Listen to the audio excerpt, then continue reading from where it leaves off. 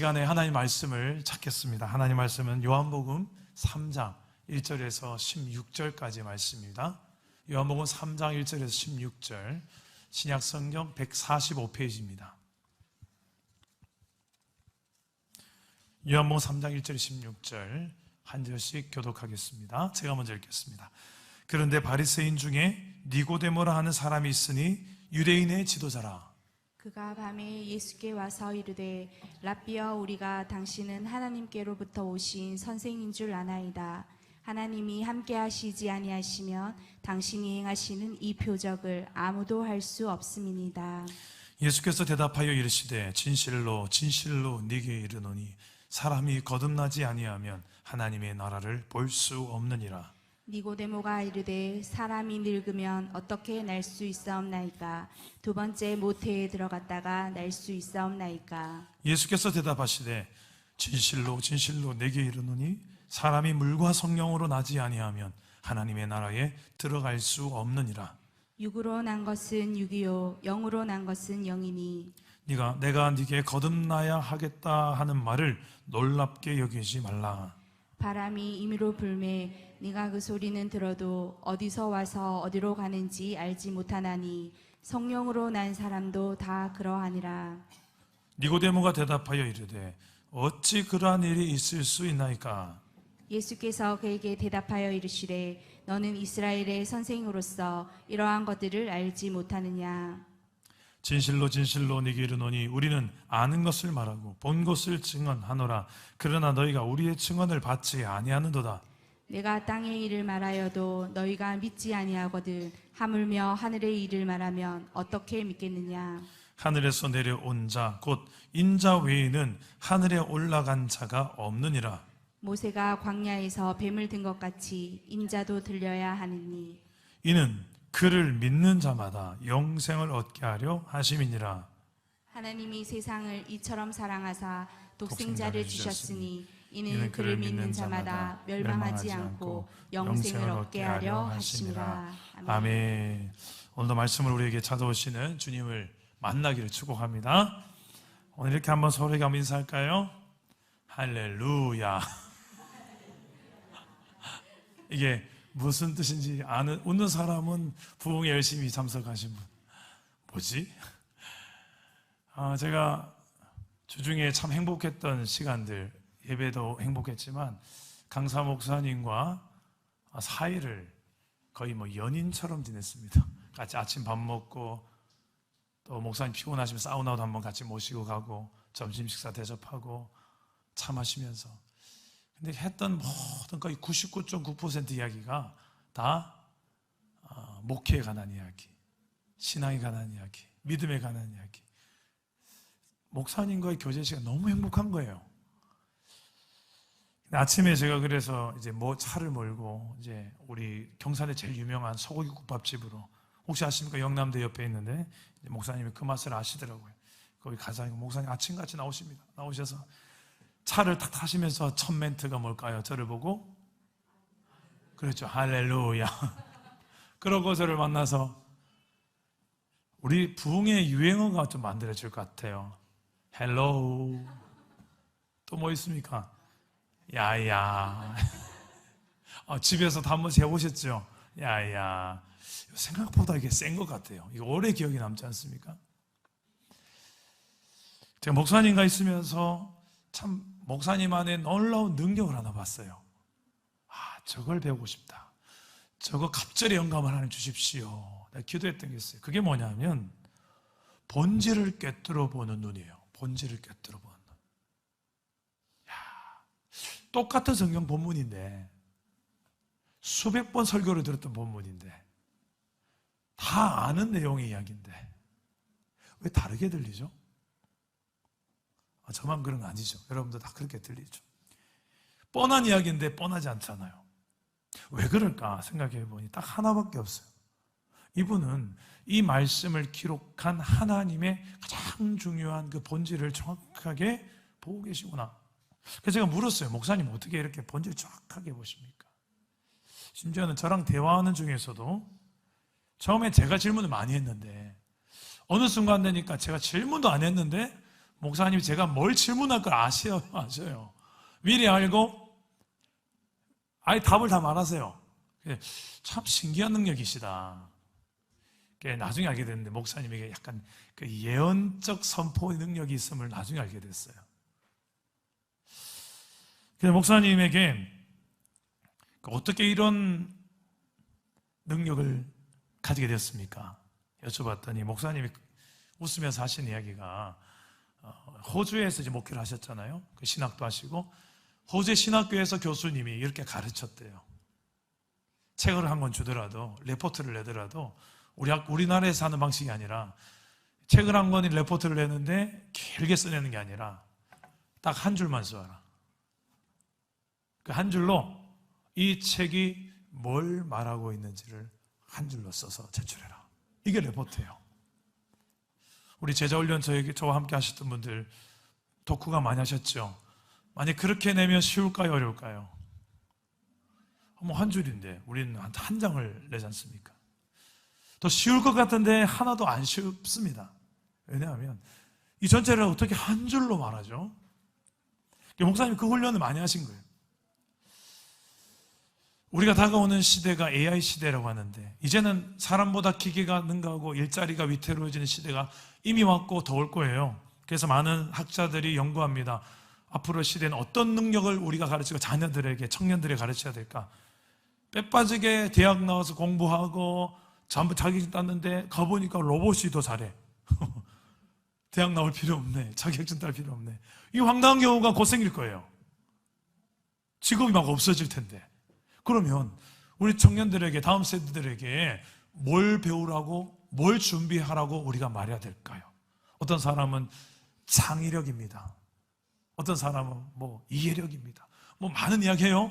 근데 제가 최근에 본 책 중에 사이토 다카시의 요약의 힘이라는 책에 보니까 AI 시대가 다가오더라도 이 능력이 인간에게 있으면 그 사람들은 반드시 그 시대 속에 쓰임 받을 수밖에 없다. 그 능력이 뭐냐 했더니 그 책에서는 요약의 힘이다. 그 요약의 힘이 뭐냐? 단순히 긴 거를 짧게 만든다는 그 요약이 아니고요. 정확하게 그 핵심과 본질을 꿰뚫는 안목, 힘, 이걸 말하더라고요. 그래서 제가 지난 주간에 목사님, 부흥 강사 우리 목사님, 윤치웅 목사님 보니까 목사님도 이 능력이 있구나. 핵심, 본질을 보는 힘이 있구나. 그 관계 속에서 느꼈고요. 설교 속에서 느꼈고, 목회 사역 속에서도 정확한 본질 자랑 많은 이야기를 나눴었어요. 그러다가 이번 주일 설교를 준비하는데 본문을 딱 보는데 공교롭게도 이 말씀의 주인공 되시는 한 분이 이 능력이 아주 탁월한 분이시구나. 본질을 보고 정확하게 핵심을 간파하는 눈이 탁월한 분이 나오십니다. 바로 우리가 믿는 예수님이십니다. 예수님을 찾아온 한 지도자가 있어요. 니고데모라는 사람. 니고데모는 바리새인이고 니고데모는 유대인들의 지도자입니다. 근데 그가 왜 예수님을 왜 찾아왔을까? 말씀에 보면 2절을 보면 수많은 예수가 행하신 표적을 보고 기적을 보고 이건 하늘에서 온 사람, 하나님이 보낸 사람이 아니고서야 이룰 수가 없는 일이라는 것을 그가 눈치를 챘기 때문입니다. 근데 그가 와서 예수님을 만나러 와서 입을 열자마자 예수님께서 바로 첫 마디가 뭐냐면 그 본질을 꿰뚫는, 네가 정말 알아야 될 중요한 본질과 핵심은 이거다라고 그냥 예수님께서 바로 직면하게 만드는 멘트가 나옵니다. 바로 3절의 말씀인데요. 우리 한번 읽어봅시다. 3절입니다. 시작. 예수께서 대답하여 이르시되 진실로 진실로 네게 이르노니 사람이 거듭나지 아니하면 하나님의 나라를 볼 수 없느니라. 제가 윤치홍 목사님하고 주중에 커피를 마시다 목사님이 예전에 코스타에서 있었던 이야기를 해주시는 거예요. 저도 예전에 남아공 코스타를 가봐서 아는데 거기 가면 이제 강사들이 강의를 하고 설교를 하고 밥 먹고 또 쉬는 시간이 있어요. 그럴 때는 항상 이제 청소년 아이들이 원하는 강사 목사님한테 찾아가서 상담을 받는 시간입니다. 그런데 강사들이 한 10명 정도가 있어요. 우리나라에서 다 A급 강사들입니다. 근데 그 강사들에게 또 청소년들이 좀 더 찾아가고 싶은 강사가 있다는 거죠. 윤청 목사님한테는 한 20-30명이 몰리는 거예요. 많이 몰리겠죠. 그러니까 짧은 시간에 어떻게 야들을 다 상담해 주나. 목사님이 하다가 방법을 찾아낸 게 이거래요. 목사님이 아까 말했던 핵심, 본질을 꿰뚫는 그런 능력이 있다고 했잖아요. 그리고 약간 예언적 선포의 능력이 제가 볼 땐 있어요. 그래서 이분이 이렇게 상담을 했대요. 첫 번째가 딱 들어오면 이렇게 하는 거죠. 야야, 잘 들으래. 사자는 썩은 고기를 먹지 않는다. 니는 사자다. 따라해봐라. 나는 사자다. 나는 사자다. 가라. 이게 상담의 끝이에요. 근데 목사님 이야기 한번 했잖아요. 하고 난 다음에 아, 목사님 그러셨군요 하고 다른 이야기 할 줄 알았는데 또 한 번 더 하시는 거예요, 저한테. 사자는 썩은 고기를 먹지 않는다. 니는 사자다. 따라해봐라. 나는 사자다. 가라. 또 하시는 거예요. 아, 예. 그리고 또 하시는 거예요. 이걸 3번, 4번을 반복하시는 거예요. 그래서 제가 그때서 눈치를 챘어요. 아, 목사님이 지금 나에게 하시는 말씀이구나. 이 후배 목사에게. 내가 이근준 목사를 좀 보니까 이놈이 사자인데 이렇게 살아서는 안 되는데 사자답게 좀 살아야 되는데 그렇게 말씀 안 하셨어요? 근데 저에겐 그렇게 와닿았어요. 본질을 꿰뚫어 보시는 그 성령께서 저를 탁 터치하는 게 그 순간 느껴져서 저도 모르게 제 입에서 아멘, 맞습니다. 저 사자입니다. 사자답게 살아야죠. 이리저리 눈치 보고 이리저리 타협하고 목회가 참 그렇더라고요. 한성도라도 상처 안 받게 하려고 어떻게 해서든. 그러다 보니 제가 순한 양이 되어버린 같은 느낌 들 때가 있어요. 그런데 한편으로는 필요하죠, 그것도. 근데 정말 밀림의 사자처럼 겁날 것이 없는 표효하는 그 사자가 내 안에 있는데, 야, 이걸 보기엔 마치 지금 예수님께서 니고데모에게 갑작스럽게 너는 거듭나야 하나님 나라를 본다, 이 거대한 이야기를 한 방에 그냥 딱 떨어뜨리는 거예요. 이 이야기를 듣자마자 니고데모는 나이가 좀 있었나 봐요. 늙었는데 어떻게 다시 태어납니까? 엄마 뱃속에 어떻게 들어갑니까?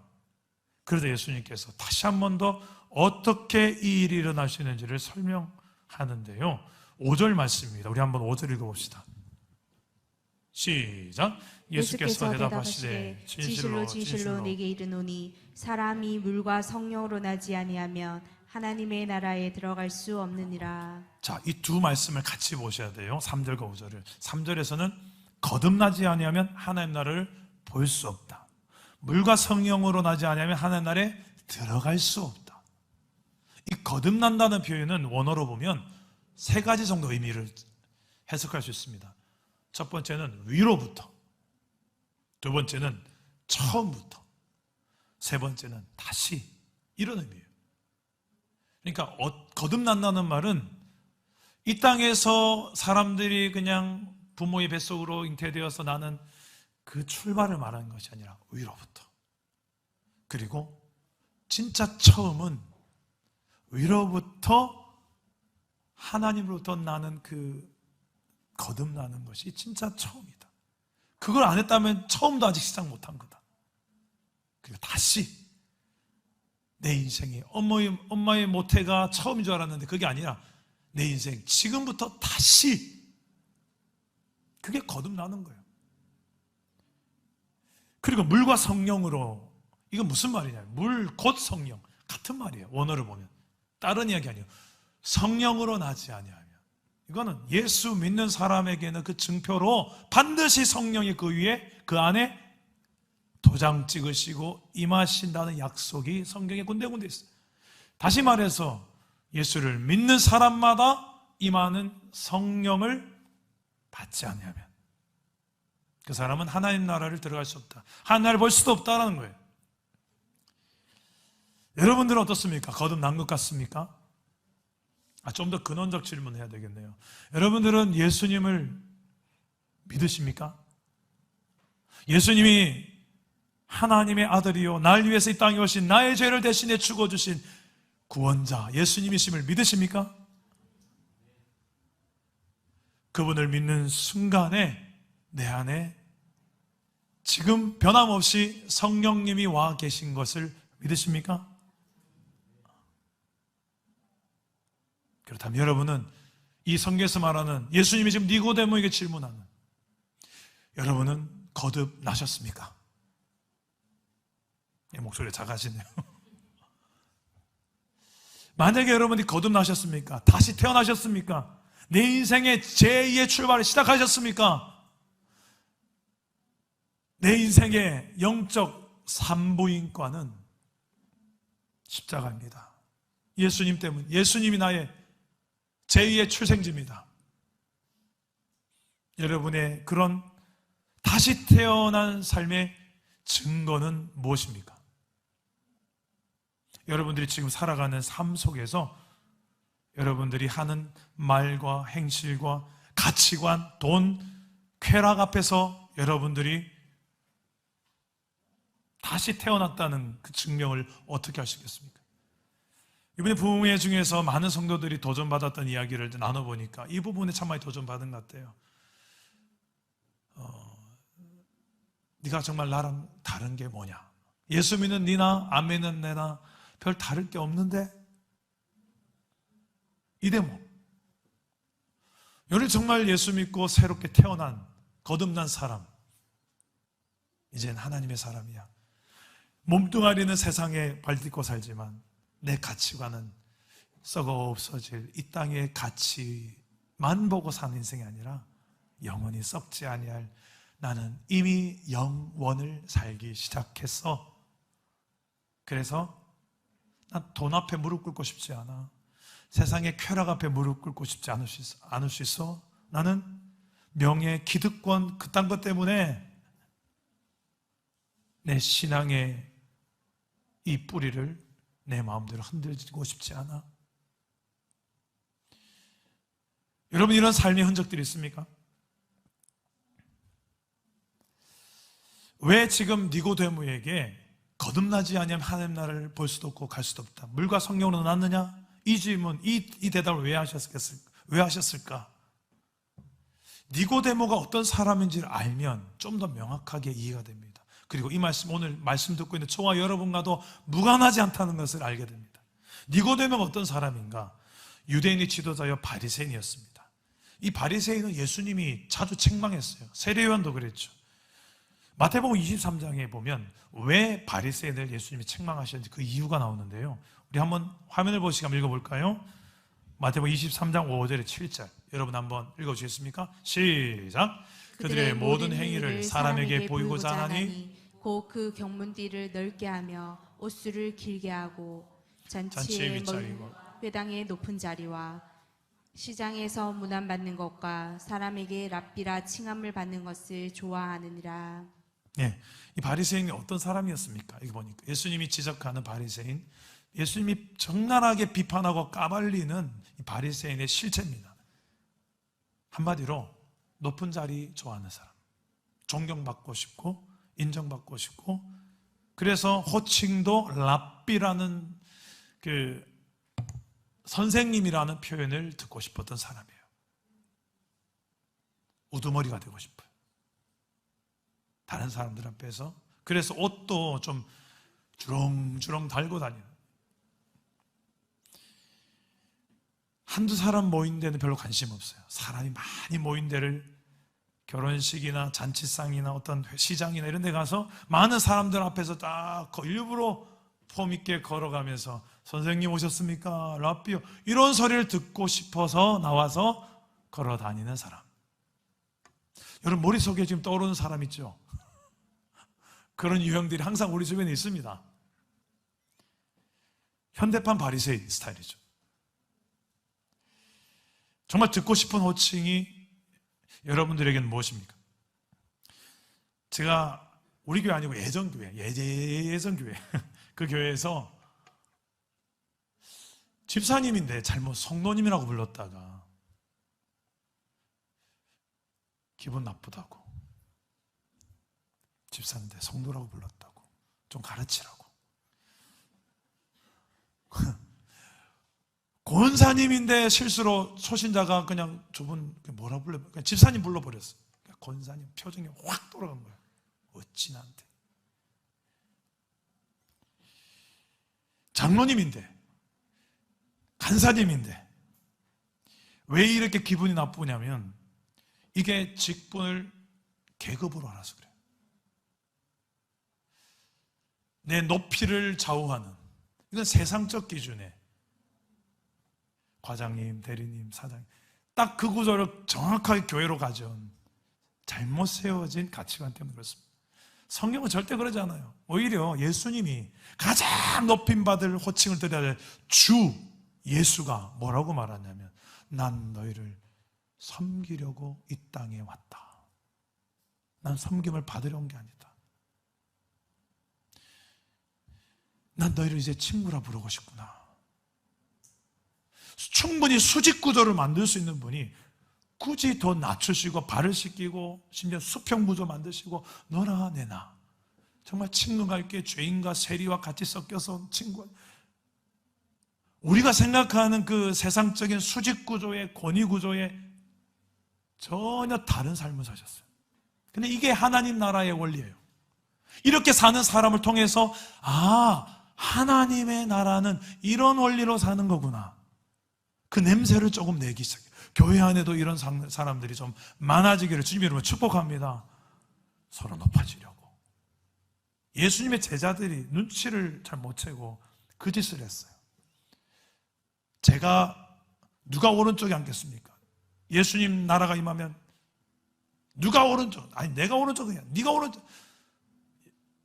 서로 높은 자리에 앉으려고. 예수님은 지금 더 내려가고자 애쓰고 있는데, 더 십자가까지 내려가고 더 수치당하고 고통당하기까지 내려가고자 하는 그 하향성으로 계속 내려가는 이유 무엇입니까? 죽기까지 영혼을 섬기려고 우리의 주인 되신 메시아 그렇게 하는데, 제자들은, 철없는 제자들, 철딱서니는 제자들은 내가 더 크다, 내가 더 높다, 나를 높여라, 나를 높이 불려라, 요렇게 하고 있는 제자, 전혀 다른 이 대조의 구조를 예수님과 제자들이 보여줬어요.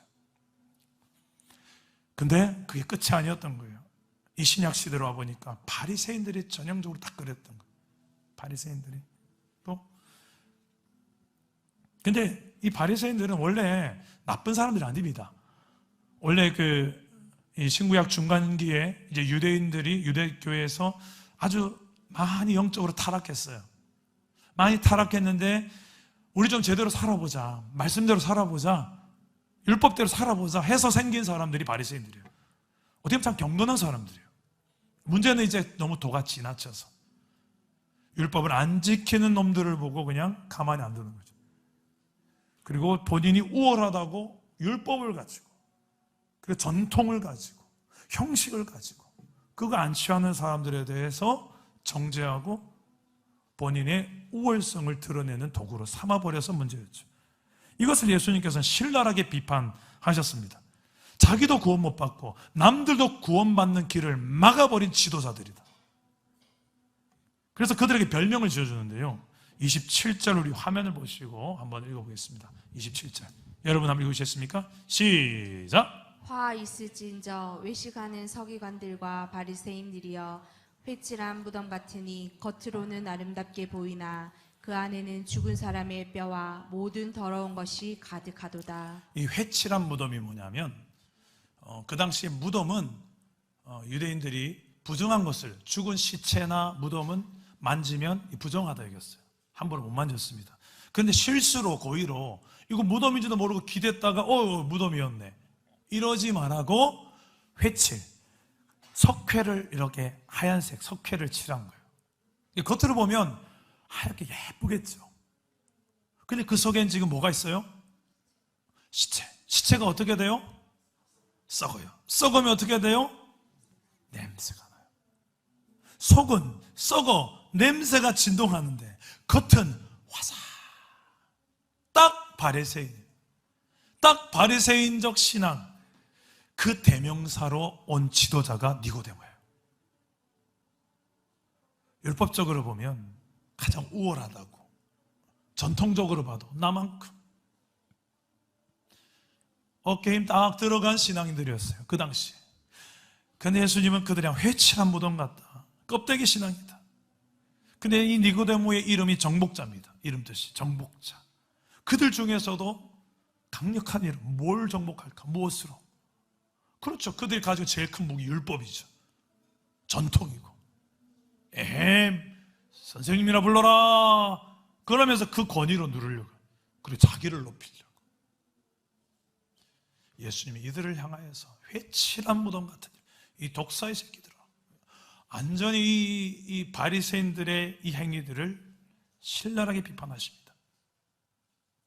근데 이 니고데모가 예수님이 찾아온 시간이 언제냐면 2절에 보면 언제입니까? 밤에. 이 밤에 두 가지 의미가 있는데, 첫째는 사람의 눈을 피하는 시간이에요. 왜 피했을까요? 다른 바리새인들은 예수님을 죽이려고 하고 있거든요. 어떻게 보면 이 니고데모 용감한 사람이에요. 그죠? 다 대세는 예수님의 흠을 찾으려고 어디 걸리게만 해봐라, 우리 공의회에 고소해서 죽여버리겠다. 그게 바리새인들이었어요. 그런데 이 사람은 달랐어요. 그래도 저런 표적이 일어나고 저런 권위 있는 말씀과 가르침을 보니 뭔가 있다, 그걸 물어보기 위해서 왔던 용기 있는 사람이에요. 한편으로는 이 밤에 왔다는 것 두 번째 의미는 어두움을 의미해요. 어두움의 반대는 빛이죠. 지금 이 어두움은 이스라엘의 영적 상태를 보여줍니다. 사도 요한은 요한복음을 쓸 때 의도적으로 빛과 어둠을 대조해서 이런 표현을 자주 합니다. 요한복음 1장 5절을 한번 화면을 보시려 볼까요? 한번 읽겠습니다. 시작.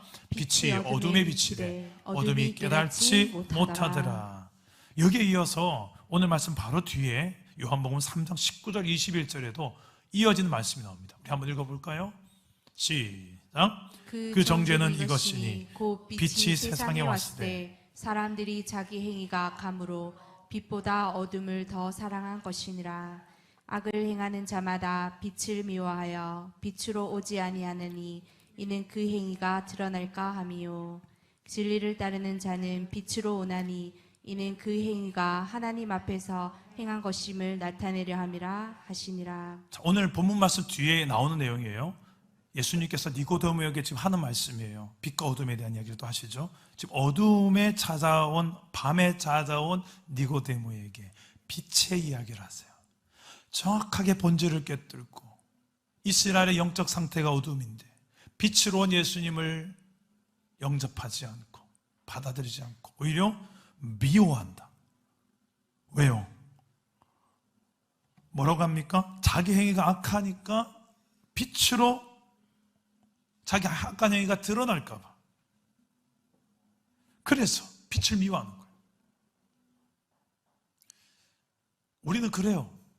뭔가 교회 안에 어떤 새 가족이 왔어요. 근데 저 사람이 너무 신실해, 너무 경건하고 너무 괜찮아, 말에도 사랑이 넘치고 겸손해, 온유해, 거의 다 가졌어요, 모든 거. 그래서 사람들 전부 다 집사님 어쩜 그래. 그 사람이 교회 안에도요 어둠이 있어요. 다 빛이 아니에요. 우리 안에도. 근데 우리는 어둠이, 저 사람이 지나가고 저 사람이 소그룹에 나타나면 그 빛의 영향력이 나타나는 거예요. 근데 이 빛의 영향력을 받으면서 믿음으로 반응한 사람들은 나도 저렇게 살아야 되는데, 맞다, 기도하자, 이렇게 반응하고, 믿음이 아닌 쪽으로 반응하는 사람들은 아이고 잘났다, 아이고 그래 어디까지 가나 보자. 나도 왕년에 다 해봤다. 다 이렇게 보죠. 지금 누가 그렇게 봅니까? 바리새인들이 그렇게 봤었어요. 예수님을 빛으로 왔는데 그 빛으로 온 예수님을 이렇게 보는 거예요. 정확하게 간파하시고 예수님은 너희가 나를 미워하지 않았냐? 너희가 나를 싫어하지 않았냐? 겉으로는 회칠해서 그럴싸하지만 속이 과연 그럴 거냐? 아니잖냐? 난 다 안다. 그 본질을 정확하게 주님은 간파하고 계셨습니다. 여러분 우리 삶에도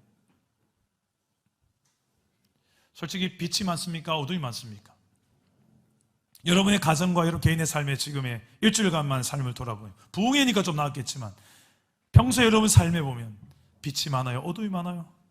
교회는 다니지만 이건 아닌데 하는 게 꼭 있지 않습니까? 그 영역에 누구를 모셔야 됩니까? 빛 대신 예수님이 그 가운데 오셔서 그것을 통치하고 다스려 주셔야 되는 줄 믿으시길 바랍니다. 그게 신앙생활이에요. 예수님이 이것을 위해서 이 땅에 오셨습니다.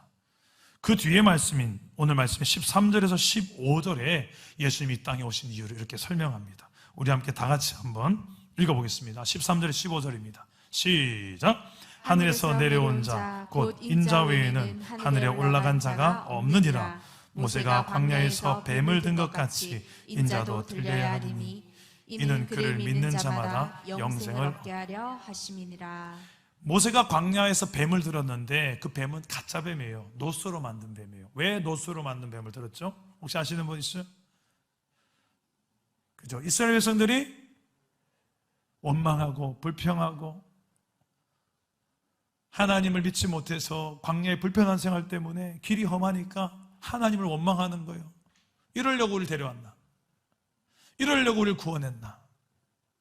그냥 애굽에 살게 하지. 그때 좀 매맞고 좀 힘들게 살았어도 고통하며 살았어도 차라리 나을 뻔했다.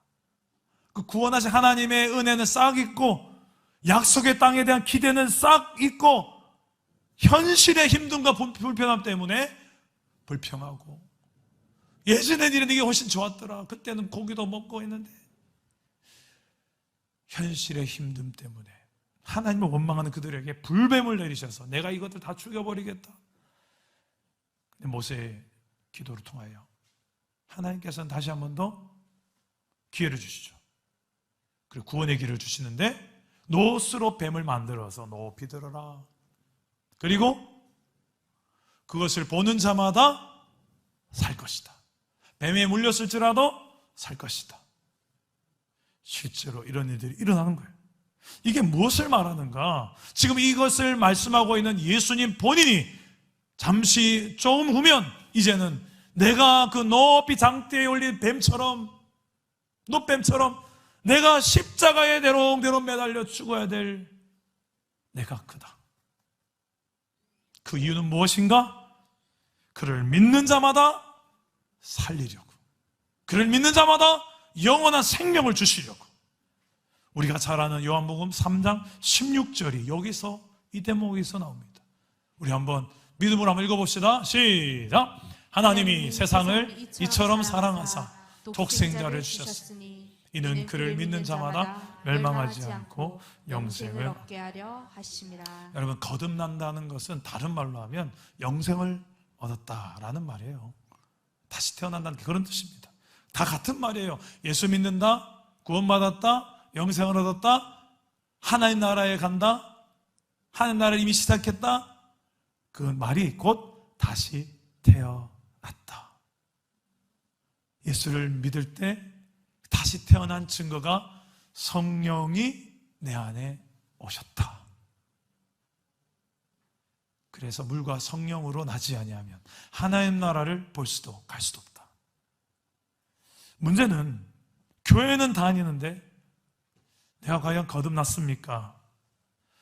거듭난 삶을 살지 못하는 그런 성도가 있습니다. 왜 그럴까요? 바리새인들처럼 종교생활을 하지만 니고데모처럼 지도자긴 하지만 껍데기만 그럴싸하게 보이려고 신앙생활 하는 경우는 없습니까? 여러분, 신앙생활과 종교생활이 다른 거 아시죠? 종교는 여러 종교들 중에서 기독교 그냥 하나일 뿐이다. 이게 종교생활하는 사람이에요. 이것도 안 믿어보고 저것도. 근데 정말 참된 신앙생활은 이 길 아니면 없는 거예요. 성경 그걸 말합니다. 그래서 종교생활하는 사람들은 종교는 썩어질 것을 위해서 영원한 것을 이용합니다. 썩어질 것을 위해서 영원한 것을 이용합니다. 반대로 신앙은 영원한 것을 위해서 썩어질 것을 기꺼이 내려놓습니다. 갑질도 합니다. 마치 제자들이 배와 가지 모든 것을 다 내려놓고 예수님을 따랐던 것처럼 그 영원한 가치를 봤기 때문에 그게 가능했던 거죠. 한마디로 우리의 삶의 이 거듭난 삶의 증거와 역사들, 열매들이 일어나지 않는 이유, 믿음이 없어서 그래요. 두려움 때문에 그래요. 이번에 부흥회 때 들었던 내용 중에 이런 이야기 기억나십니까? 아기가 태어날 때 우는 이유. 부흥회 못 오신 분을 위해서 이 이야기는 좀 들려드려야 될 것 같아요. 아기가 태어날 때 왜 울까요?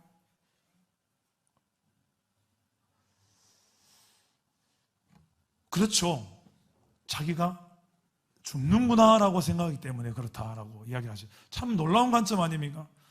우리가 보통 이 생을 살다가 죽으면 저승으로, 내세로, 다른 세상으로 간다고 하잖아요.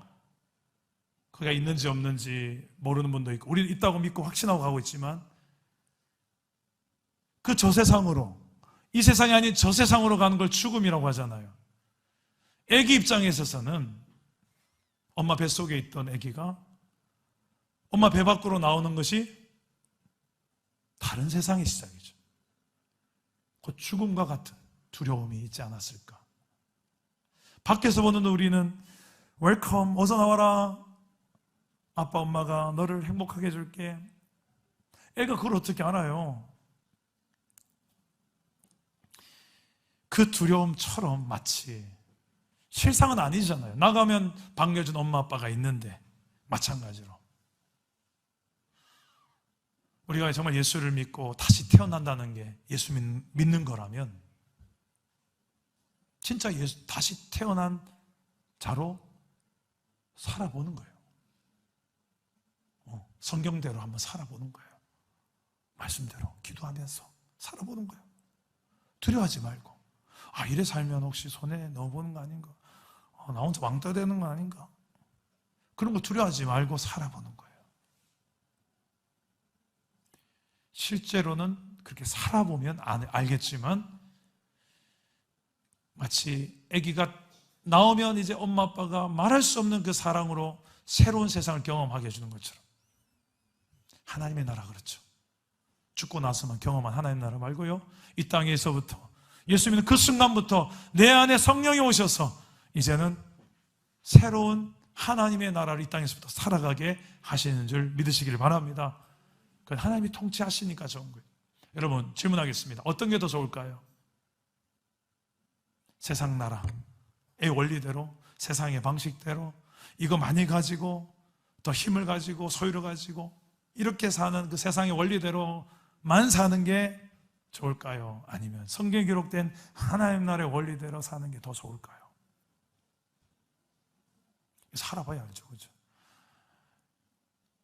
비교할 수 없을 정도로 좋습니다. 여러분, 좀 가져보신 분 아실 거예요. 돈도 명예도. 우리 사랑담원교회는 좀 이거 없는, 안 가져봐서 모르겠지만, 그죠? 많이 가지신 분 좀 있나요? 가져보신 분들? 11조 한 1,000만 원씩 하고 이런 분들 우리 교회는 없잖아요. 우리 교회는 그렇게 다 없어요. 다 그냥 그렇게 서민들이에요, 대부분 다. 그런데 좀 많이 가지신 분들의 좀 이야기를 들어보니까 그런 문제가 없을 줄 알았어요. 외로움도 없고 두려움도 없고 늘 만족감에 행복할 줄 알았어요. 아니요.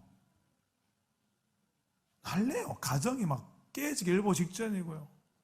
그 안에 더 충분한데, 우리가 볼 때는 평생 먹고 살만한데 더 가지려고.